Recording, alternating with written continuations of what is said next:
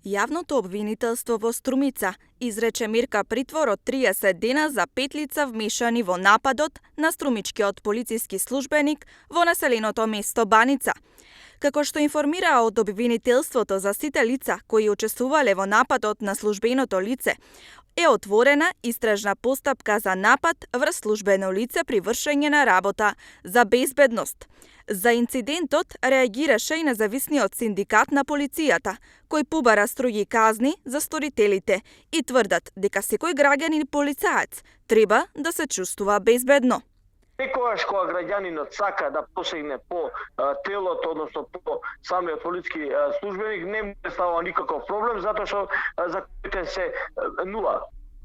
Буквално нула, лабави, не постои закон со што граѓанинот би одговарал, граѓанинот ќе биде така на тој начин третиран, како што буквално сето тоа се случува во сериозна држава.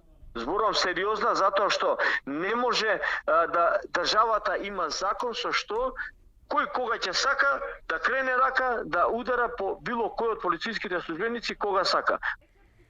Инцидентот се случи на 18 август во вечерните часови, каде група од повеќе од 10 лица од Баница и градско Балдовци го супреле службеното лице кое било во службено возило и со дрвени, бетонски и метални предмети удирале по возилото, а потоа и физички го нападнале полицаецот кој се здобил со тешки телесни повреди, констатирани во медицинскиот центар во Струмица. Од она што ќе донесеме како став на раководството на председателство на независниот синдикат на полицијата, доколку има потреба за таков ефект и тоа ќе го направиме, меѓутоа ги исакуваме сите институционални мерки и можности за да може да покриеме настанот како што е потребно најповолно и најбитно во ситуацијава е да нашиот колега, односно припадникот, нема некои посериозни последици од сето тоа што веќе има видливи и тешки телесни повреди.